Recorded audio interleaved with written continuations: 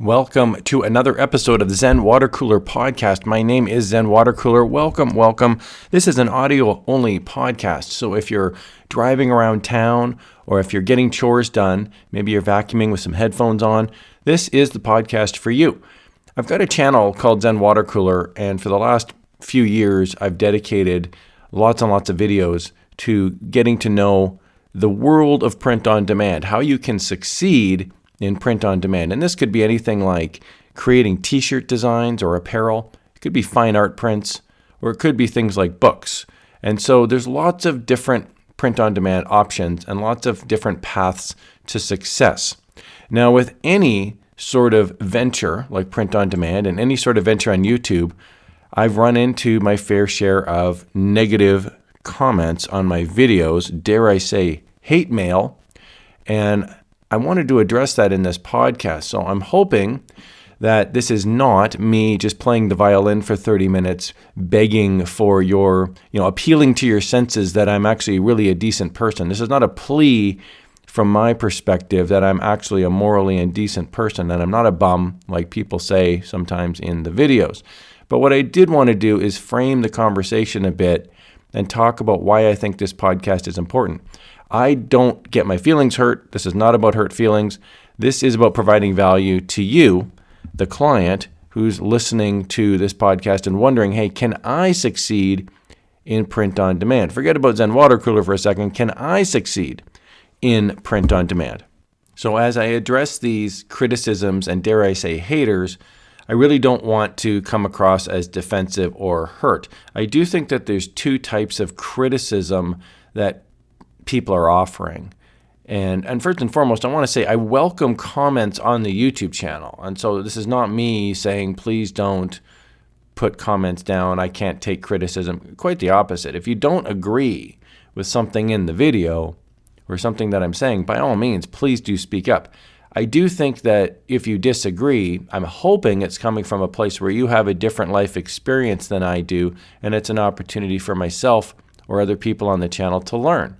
So your opinion is valid, and I do want to say that as we jump in. There's two types of criticism that I typically look at. One is what I call valid criticism, and that would be if the criticism is something I agree with or I look at as objectively true. So I'll give you an example. I made a video years ago, and I added in a sound effect, and it was super loud. I didn't understand how sound mixing worked. I'm new. This is my excuse. I'm new here. So I made a video, and the sound effect was like way too big. So when you're watching the video on some people's computers, you hear my wonderful sultry voice, and then you hear this like ridiculously loud sound effect. And so I got criticisms in the comment section. Hey, the sound effect is way too loud. Blew my eardrums out.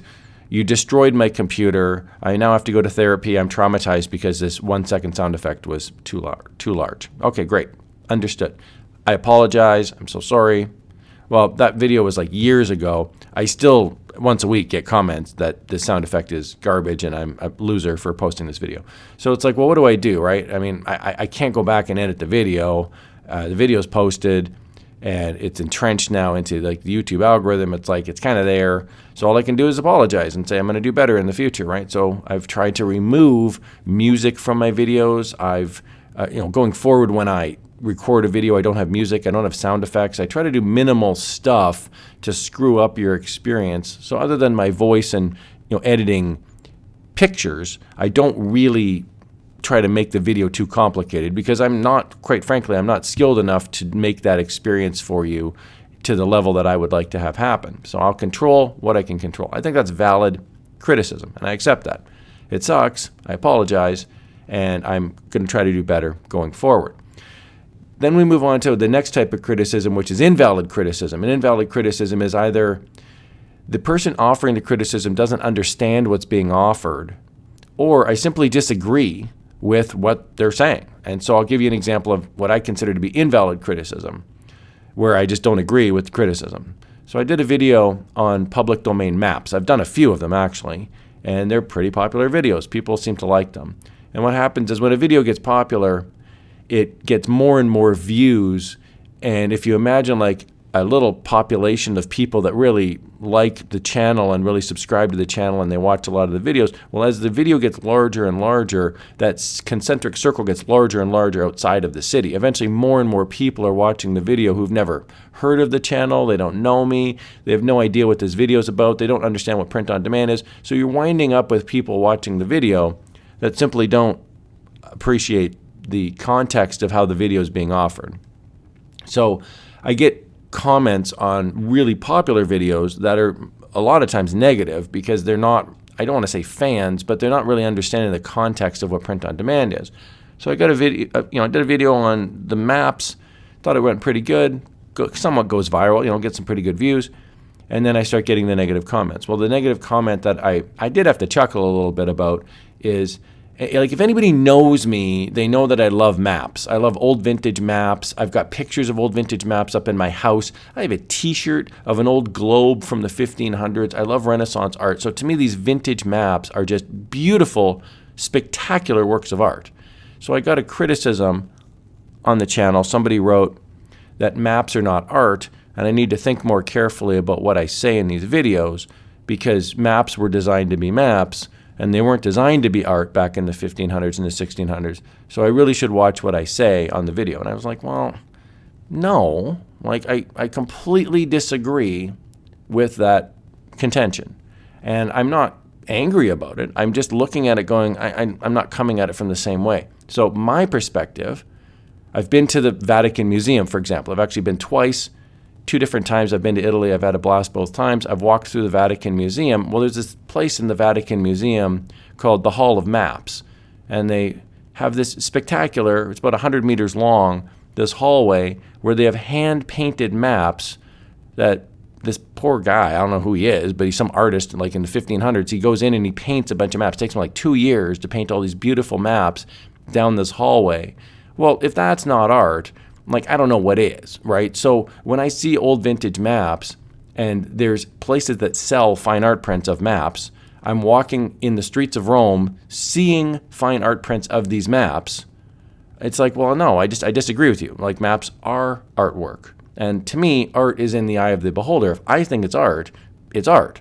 So to have somebody tell me through the YouTube video channel comments that I'm wrong thinking that maps are art, I'm like, well, I completely disagree with that premise. So that's an example of just where I would look at the criticism and say, absolutely not. I just don't agree.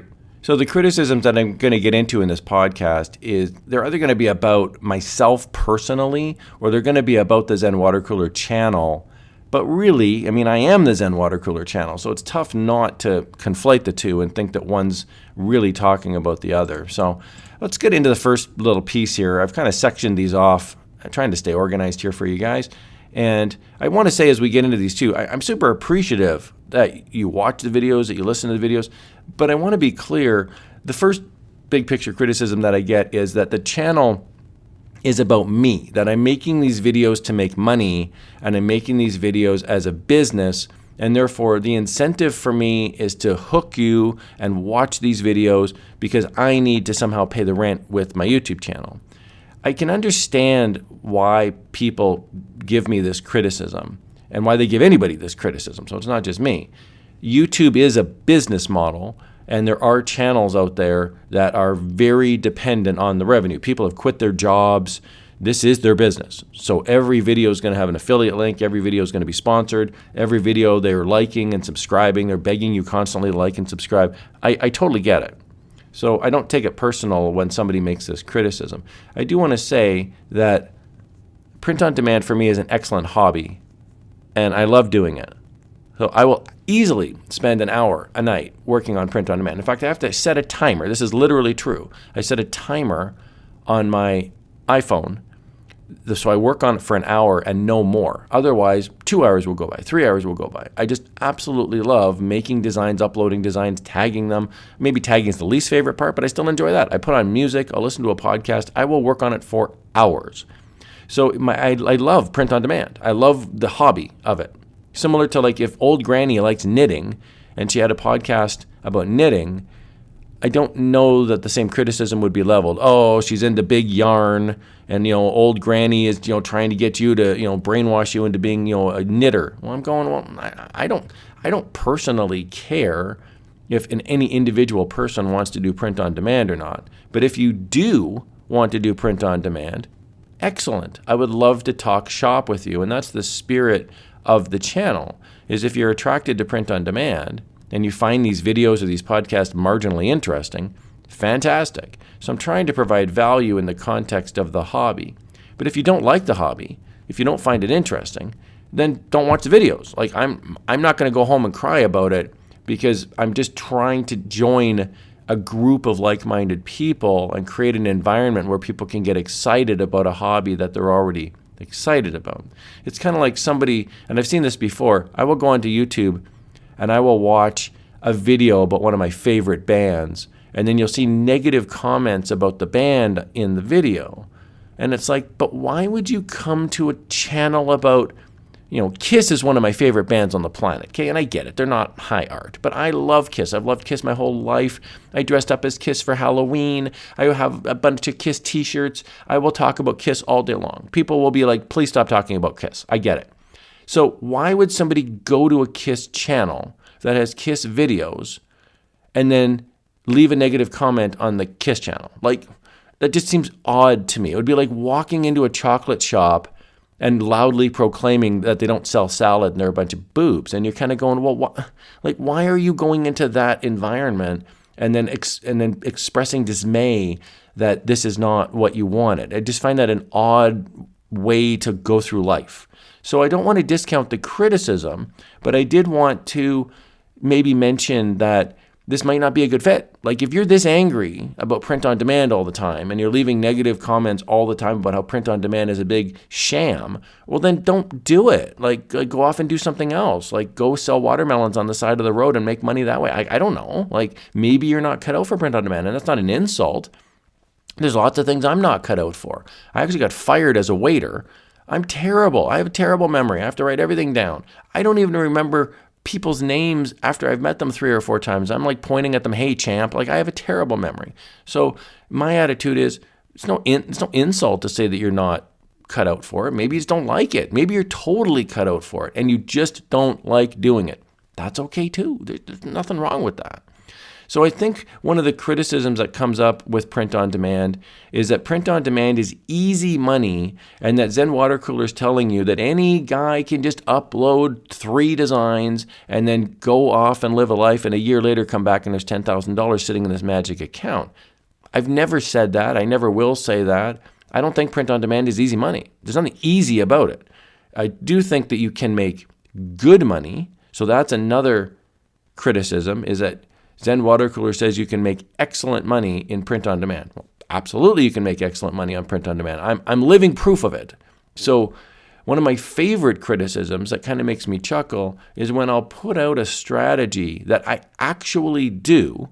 I'll make a video about a strategy that I actually do, and I actually make sales using the strategy. And then I get either 2 types of criticisms. One is that I'm lying and that I'm not making these sales, and I'm simply lying to the general public trying to get views.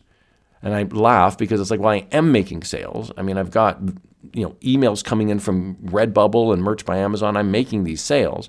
And then the other criticism is that and the second type of criticism is that it's impossible to do what I'm suggesting. So not only are they saying that I'm not doing it, they're saying that no one's doing it. It's physically impossible to do what I've literally already done. So I'm kind of looking at it going, okay, you're telling me that I can't get to the moon, but I've actually planted a flag on the moon. So my brain kind of breaks when I get that sort of criticism because it's fundamentally factually incorrect. And I think some people are just operating in a framework that is just completely different than my own. So again, I don't let it wreck my life. This isn't me whining and screaming into the microphone saying that the world is out to get me. But I just wanted to throw it out there that sometimes people are criticizing things that I've actually done. And so it's just kind of weird. The other criticism that I get is that all niches are flooded and there's no point in doing print on demand because the niches are completely flooded with designs and there's just no point. There's no more sales to be had. All the gold has been mined from the mountains. And I just find that this is not true. I think this criticism is coming from a place where people might be thinking that you have a set amount of niches. When there's enough designs in those niches, then that's it. The game's over and everybody else is making sales but me, and print on demand's a big sham. I just found this is not true. And it's just not true in the world either. So you look at any other business and new products are being offered all the time. McDonald's offers new products once in a while. You go to a store that sells groceries and there's new offerings all the time. So I don't understand why print on demand should be held to a different standard than every other marketplace on earth. There's new cars being offered every year. There's new clothes being offered, new styles, new hairstyles. You name it, there's something new that's coming out. So print on demand is driven sometimes by trends, and there's niches that come up because of things like an election or a news event. Taylor Swift sits in a box at a Kansas City Chiefs game and everybody loses their mind. And so there's lots of different niches around pop culture. There could be music niches. There's lots of different niches.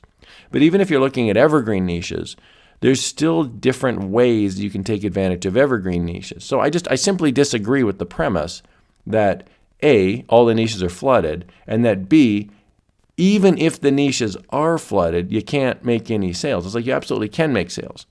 So I find this weird because I look at print on demand from the customer's perspective. And I'll use an example about this as we get into the next section here. Books. Okay, so I really like using Amazon KDP to sell books online. And I've got a whole podcast that I just did about books. And, I got some criticism about it. It's like, hey, fair enough. People are allowed to disagree. I don't think by any stretch that Amazon KDP is a saturated market. It's just not even close. There's so many different niches out there. And books have such a wide range of covers and designs and sizes and the content, of course, that I just don't see the niches being flooded. Now, there's lots of competition, but that's okay because from a client's perspective, there's nothing wrong with the competition. So the criticism that I've seen is that I'm recommending that people put out low content books and that this is somehow ethically bad because I'm flooding Amazon KDP with low content books that's essentially garbage that will never sell, and it's lowering the standards of Amazon KDP, and it's now just become a wasteland of garbage for people to sift through. I just don't think this is true, personally. First of all, there's a search button on Amazon KDP, so you don't have to be wading through hundreds of thousands of books. You're going to search for what you want to search for. And I also think, too, you can search through a lot of stuff pretty quickly. If you've got a decent thumbnail on your book, you can search through pretty quickly. I'll give you an example, a real-life example. I went out the other day and bought shoes. I went to a shoe warehouse, like a factory outlet, and it was a bit of a drive, but I get there, and I'm the only guy in the factory outlet. I walk in. I'm the only human being in the factory outlet. There's one clerk over in the corner 100 yards away, and there are just hundreds of thousands of shoes. I couldn't believe I've never seen so many shoes in my life. And I needed like one pair, okay? So I'm like, all right, I'm good for one pair. I mean, I don't know who's going to buy the other 999,000 pairs here, but all right. I loved the fact that there was so many shoes. I felt overwhelmed. I needed to pick one. At some point, I just picked one that was good enough, and I was like, hey, this will work. I've been here for half an hour. But I wasn't complaining that there was too many shoes. So I think that's just odd that people are complaining who are selling the product that there's too many products on Amazon KDP or too many products on Redbubble. I get it. There's a lot of garbage out there. But that just makes it easier for me to create a higher quality design with better keywords, and I'll just go to the top of the slush pile and I'll make the sales. So it doesn't bother me that there's a large amount because 97% of it's garbage. Well, it's like that in the world too. Think about everything you've ever bought. It's certainly a small percentage of everything you ever could buy. So I do think that the books piece of it is where I receive a lot of criticism, and another criticism about the books is that it's too difficult to make a book. Okay, well, if it's too difficult to make a book, then don't make books. Like you could make t-shirt designs if that's what you want to do. So I feel like sometimes this is like playing whack-a-mole with the critics, right? So whack-a-mole is this game at the amusement park where you've got this mallet and a little robot mole, like a plastic like hedgehog or squirrel, pops out of a hole, and you hit it with a mallet and it disappears and it pops up out of another hole. It's kind of like this with the criticisms. Okay, books are too complicated to make. Okay, don't make books. Well, yeah, but t-shirt designs, there's too many of them. Okay, well then don't make t-shirt designs. Well, but fine art prints, they're not really art and nobody buys them. Well, I don't know what to tell you. Like if there's nothing that you like making and you're not making sales, and I've said this before, so people might roll their eyes. There's three things you need to do to be successful at print on demand. And this is it. The entire podcast of my life could be distilled down in the next 30 seconds. Three things. One is you need to make more than just a few designs. And I get it. You could hit the lottery on one book design. You could hit the lottery on one t-shirt design. I get it. But for most of us regular people, you have to make some designs. You can't just make 3 and then a year later be like, print on demand's garbage, this isn't going to work. It doesn't work like that. That's like selling one watermelon on the side of the road and you're going, well, I don't understand why I'm not a millionaire. It's like, well, you need to sell more than a couple watermelons. The second thing you need to do to be successful in print on demand is make high quality designs. Now, what do I mean by high quality designs? I mean designs that people are going to buy.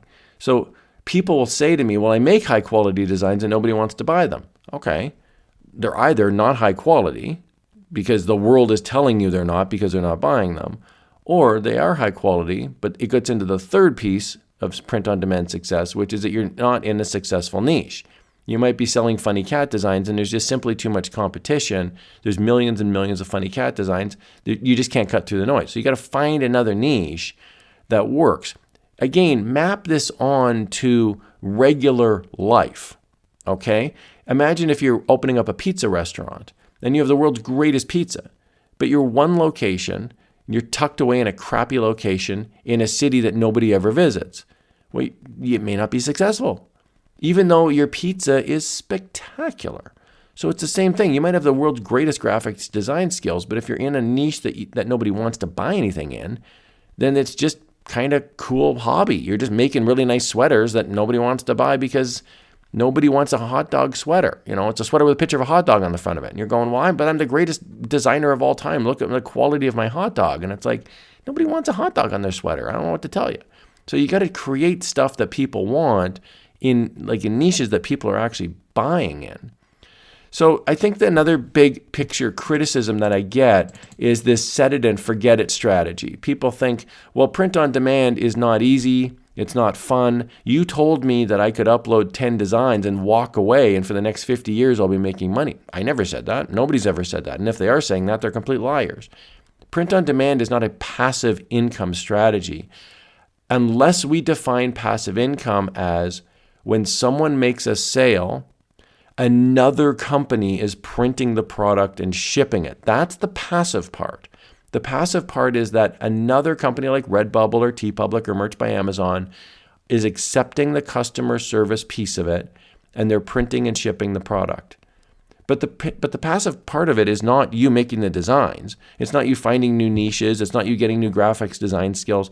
You're still working and competing with other artists. That's not the passive part. So the set it and forget it strategy is just not valid from an artist's perspective. And it certainly is not the case if you have an Etsy shop, because you are receiving 85 emails a week from soccer moms all over the world who want to buy designs on Etsy, and you have to respond to those emails, and you have to upload designs, and you have to ship stuff if you're selling physical products. It's not passive income.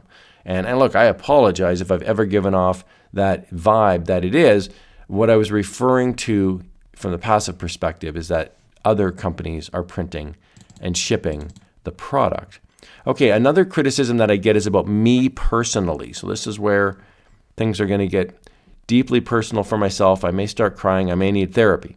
Okay, so the first piece of criticism is that I'm a paid shill for affiliate companies or sponsors. And this is one where I don't think it's valid criticism, but I do understand why some people are making it.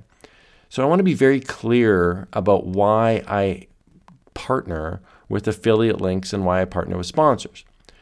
I love doing YouTube. I love making videos. I like training. but I could be making money doing other things. So if I'm going to be on YouTube and I'm providing value and someone's going to purchase a product anyway, my attitude is, well, why not provide value for people and get paid for it? So I don't think there's anything ethically wrong with this because I disclose it in a video. I'll say, hey, this is an affiliate link. If you click on the link, I'll make a small commission. I'm not forcing you to buy anything. This is the way I look at it. Imagine if you had to get across town and you wanted to maybe walk across town. It's going to take you a long time, but it's free. Or you could take the bus. You pay a little bit of money, but you'll get there much faster. Or you could get a car, which is going to cost you a lot more money and get you there very quickly. Or you could take a helicopter, which is going to cost you an extreme amount of money, but you'll get there almost instantly. So it's the same sort of thing in the print-on-demand world. There's two ways to get success. One is through time and effort, which is really the same thing. And the other one is through money. So I'll use Creative Fabrica as an example. I've been an ambassador of Creative Fabrica for years. I could spend hours in my graphics design software creating a picture that is the equivalent of what I could buy on Creative Fabrica in 30 seconds.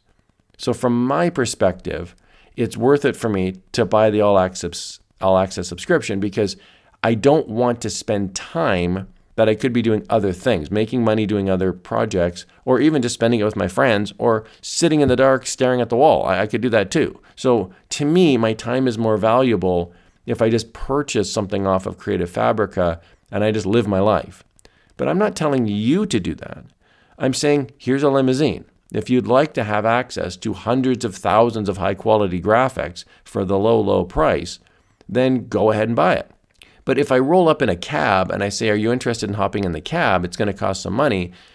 Don't get mad at the cab driver because the cab driver is just driving a cab. He's like, here's a service I offer.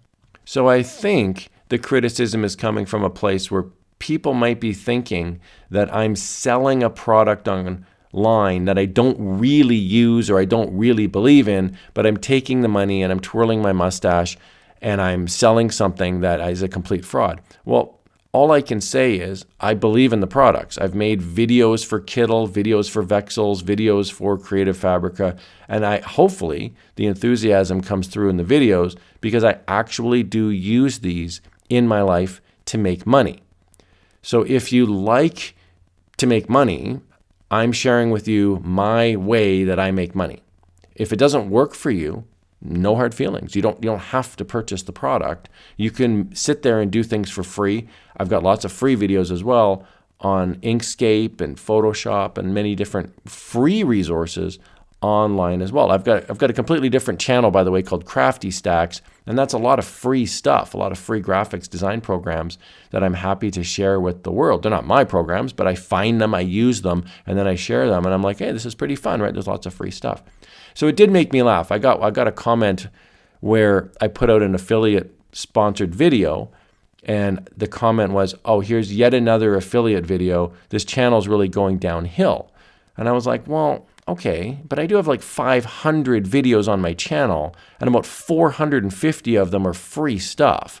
So if you don't like this video, you don't have to watch that video. You don't have to buy the product.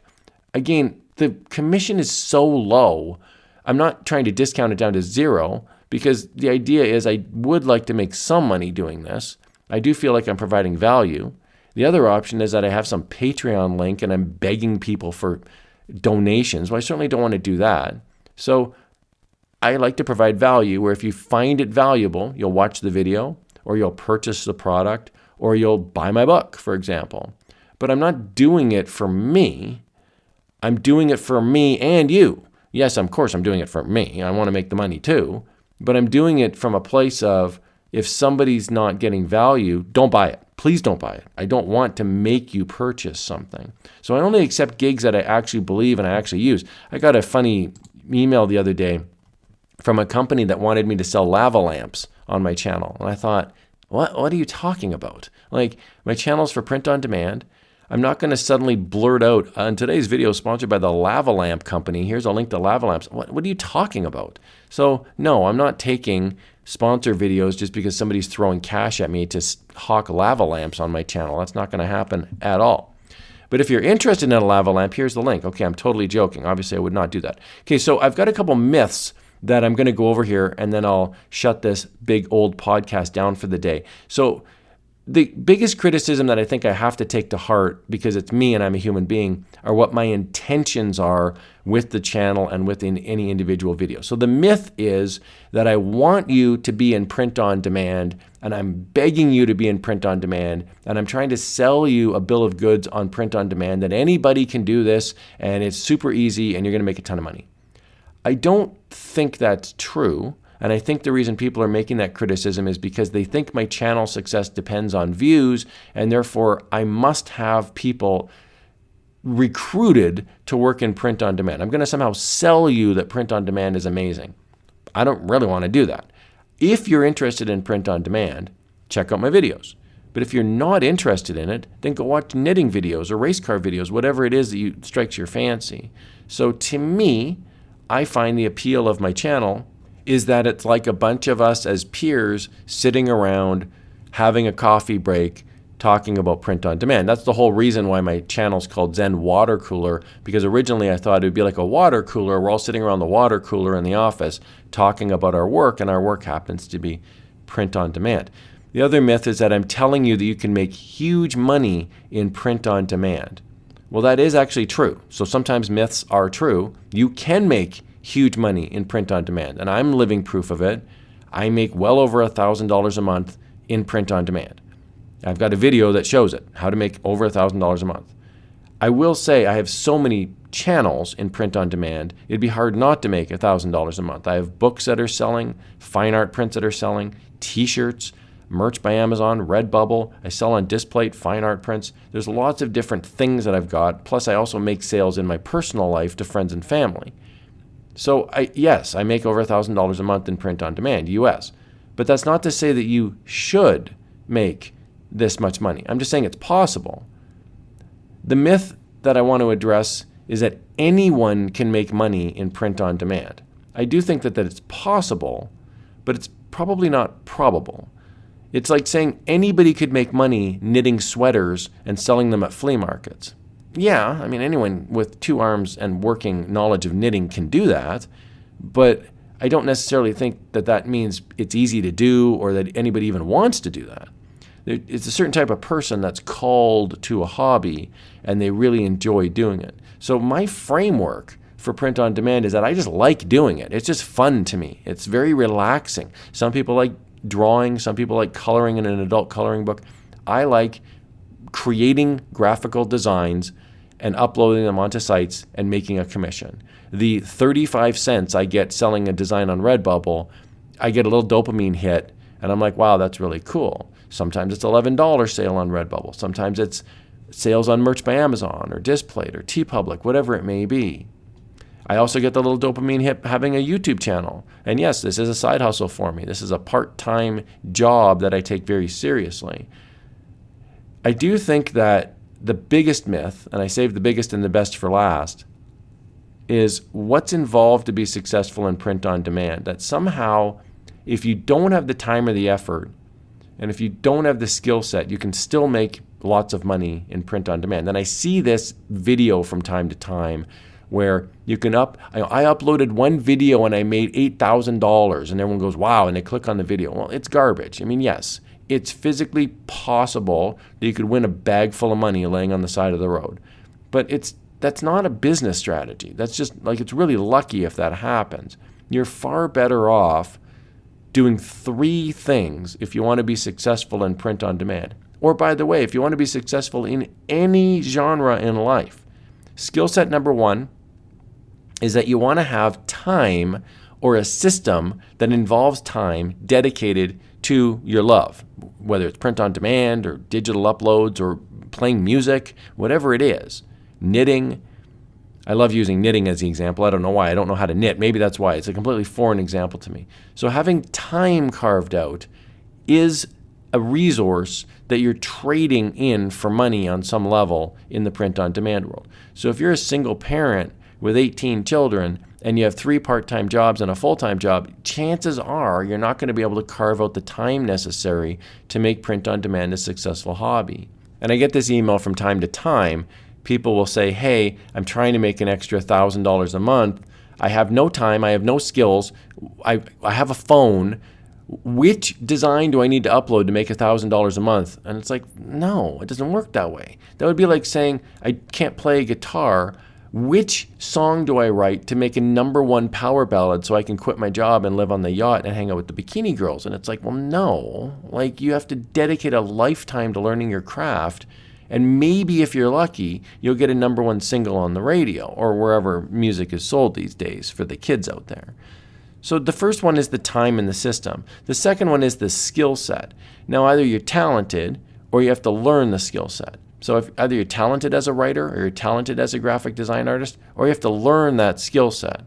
So it is doable, but it's hard work. And then the third one is something that I can't teach you, and I don't think anyone can. It's having the drive to do it.